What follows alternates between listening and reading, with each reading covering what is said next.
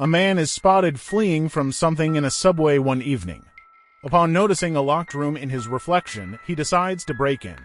As he walks into the changing area, he notices a window that leads to the door. The man opens the window and finds himself staring at a dead end. Suddenly, the room's locker opens, revealing a large number of mirrors. As he approaches the large mirror in the middle of the space, he cleans it and apologizes. As he keeps polishing the mirror, a shattered piece drops to the ground. As he picks up the shard, his reflection simply remains still. When he witnesses this odd behavior, the reflection starts severing his own throat with the shard. Ben, a former police officer, is then shown taking his morning PTSD medication. He dresses himself, bids his sister farewell, and leaves. Ben shows up for a dawn shift job interview with Lorenzo amid the crowded streets of New York. Ben and Lorenzo had a conversation regarding the tragic past of the Mayflower department store. Ben graciously declines to comment when Lorenzo remarks that the location is unsettling and asks about Ben's past. Following his employment announcement, Ben is shown visiting his daughter and son, Michael. Ben and his schizophrenia generate communication issues between them, and Amy, Ben's wife, interrupts their disagreement.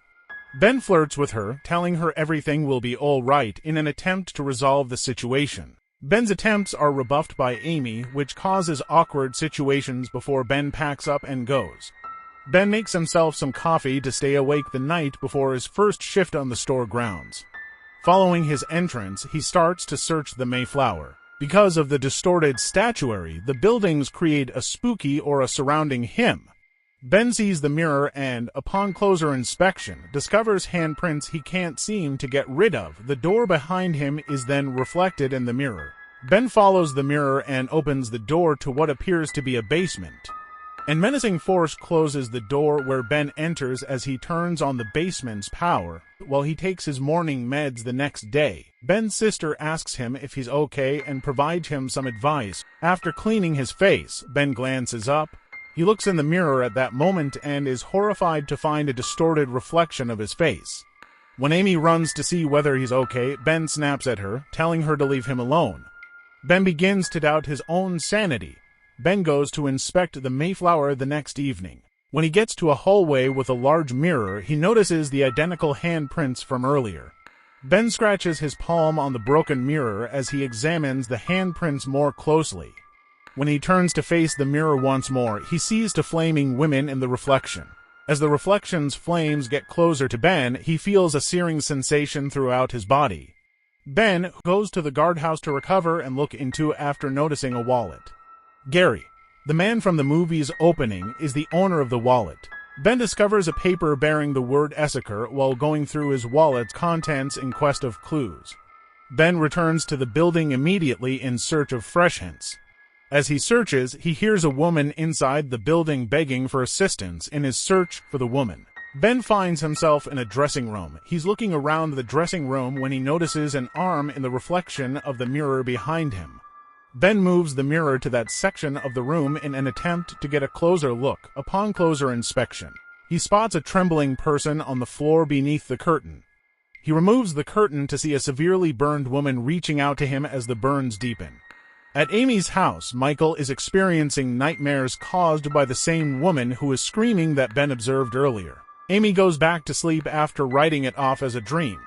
As she switches it off, Michael is unable to sleep because the burned woman is screaming on the TV. Ben chats to his sister about what he saw in the mirror in a bar after work. Ben is advised to relax by his sister, who believes that his current state of stress stems solely from his previous error. The following day, Ben gets a parcel from Gary that contains stories on the Mayflower fire catastrophe just before he passes away. Ben visits his place of employment and queries Lorenzo regarding the event. However, Lorenzo tells him about Gary's passing instead. Ben stops by Amy while she is working on the autopsy reports for bodies to inquire about Gary's autopsy report. Ben is shocked to see Gary's reflection stating Essaker as he examines Gary's body. Ben requests additional files regarding Gary's demise, which Amy grudgingly provides. Then he discovers a photo in which Gary appears to have died from his own reflection. Ben tells Amy this, explaining that he believes mirrors to be other universes. Amy doesn't take him seriously and believes he is crazy due to the drugs he takes. After apologizing to Amy, Ben departs so as not to trouble her further. Next, we witness the mirror menacingly pointed at Ben's sister, who is getting ready to pass away. Her mirror remains motionless as it observes her while she undresses and makes her way to the bathtub. She screams in agony as she panics in the bathtub, and the reflection eventually tears apart her jaws. Arriving the next day are the police, who have a detective named Larry look into the sister's cause of death. She has a gruesome separation over her entire jaw, which astounds him. When Ben realizes there are witnesses inside the house, he dashes to his sister's room. When Larry notices Ben, he stops him from seeing the sister inside. Ben, though, pushes his way in. Ben is devastated to learn that his sister has passed away. Amy and Larry discuss the death's cause of death and whether Ben might be a suspect, while Ben is still grieving over his sister. Ben would never harm his sister, according to Amy, who disputes this accusation. She approaches Ben to offer her condolences for his loss. Ben, though, is fixated on the mirrors because he thinks they are what killed Mom. Amy stops him as he attempts to go and advises him to ask for assistance. After claiming that neither she nor Larry would trust him, Ben exits the building. Ben attempts to smash the mirrors at the Mayflower. Even when he breaks the mirror, it can still fix itself. When Ben asks the mirror what it wants, the mirror writes the word Essaker on itself once more. Ben begins searching for any signs or evidence connected to Essaker, but all he finds is the arsonist, who is held accountable for the Mayflower arson. Ben makes his way to the mental health facility where the arsonist was confined. The video footage of the arsonist yelling Essaker repeatedly showed him before he died. Ben heeds the advice from the arsonist, who claimed that his family was slain by the mirrors. Ben then leaves for Amy's house in a hurry and begins removing and sealing every mirror in the house. Their housekeeper, Rosa, calls Amy and informs her of the circumstances. When Amy gets home later, she confronts Ben to get his crazy out of their kids' lives. Instead of frightening his family, Ben shoots the mirrors in an attempt to show that he is telling the truth. He apologizes to his spouse and children before walking out of the building. Ben gets in his car and goes to work on the issue. In the meantime, he nearly dies as he becomes distracted by the reflection of his deceased sister in the rearview mirror. Ben is then terrified to no end by that apparition, which shoots him from the reflection without injuring him.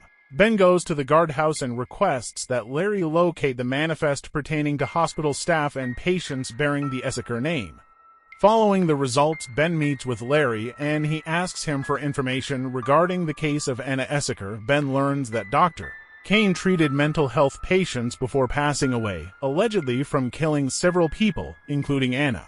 After reading about Anna, Ben discovers that she is still alive and that the person in the mirror is looking for her in Pennsylvania. Amy instructs her son Michael to get ready to go when she overhears him talking to himself the following day. She notices with dismay that Michael's reflection remains seated and continues to gaze at her. Now that she accepts his claim about mirrors being hazardous, she panics and contacts Ben to plead for assistance. Ben dashes to Amy's place and begins caulking and removing anything that reflects light. Ben says his wife and children goodbye after strengthening the house's defenses. Telling him to break this curse, Amy apologizes for not seeing him through. Eventually, Ben goes to Pennsylvania in order to locate Anna via her family. Inquiring about Anna, Ben meets her brother and speaks with the farm workers. Ben receives an explanation from the sibling on Anna's schizophrenia when he provided assistance. Dr. Kane thought it was an uncommon condition, but some people thought it was a possession. In addition to offering to assist Anna, Dr. Kane paid for all of her hospital bills. Anna's brother disclosed that she had previously resided at their house following an early hospital discharge, subsequent to receiving treatment from Dr. Kane. The brother claims that around that period, Anna noticed strange things happening in the house, particularly with the mirrors. Anna's family then relocated her to a mirror-free monastery so that the presence would be unable to find her. After hearing Anna's brother out, Ben immediately makes his way to the monastery. As he walks into the monastery, he begs to see Sister Anna. Not too long afterward, Ben and Anna discuss the existence of a demon. According to Anna, Dr. Kane accidentally exorcised it, which is how he ended up dead. If Ben returns Anna to the demon, she worries that she will let evil run rampant across the planet. Before losing it on her, Ben tries to use remorse to get her to assist him. The demon reflection of Michael begins to manifest later at Amy's house. After alerting Ben, Amy begins looking for Michael after realizing he's gone missing. Ben is informed by Amy that the house's safety protocols are broken and that water is all over the place. Ben tells her not to fall into the water when her phone falls on the floor. At this point, Ben kidnaps Sister Anna out of desperation. Amy, meantime, is attempting to stop the water from flooding her house. Amy is drowned in the bathtub as she tries to escape as the son Michael's reflection abruptly arrives. Next, we witness Ben's daughter follow the demon's trail and end up in Michael's bedroom. She is grabbed from behind by a reflection of her mother that emerges. When the daughter's reflections begin to slice her throat, Amy is able to free herself and save her. After dressing her daughter's injuries, Amy searches for Michael. Amy finds Michael downstairs and uses his knife to try to stop him. Michael takes off with the knife and won't cooperate. As she tries to follow her son, she stumbles onto a reflection beneath the table. She feels a sharp blow to her cheek as she approaches the reflection, and the reflection darts upstairs.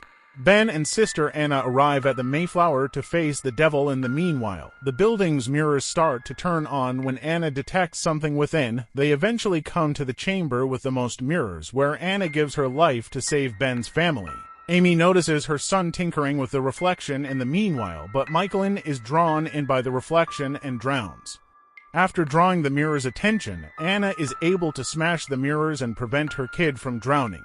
Ben discovers that Anna is completely controlled by the devil in the mirror when he calls out to her. Ben engages in a heated argument with the demon. The demon is killed and Ben is trapped when the structure collapses due to a series of explosions coming from the basement. After successfully doing CPR on her children, Amy is relieved that they are safe.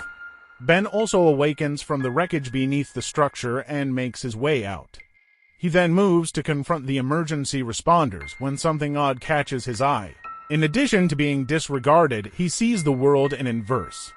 He discovers with horror that he is inexplicably trapped in the mirror dimension. Placing his palm on one of the outer glasses reveals that he is just like one of the individuals caught in the reality of the Mayflower mirror. This is where the movie finishes. To ensure you never miss any updates on new videos, kindly click the bell icon, subscribe to my channel. Thanks for watching.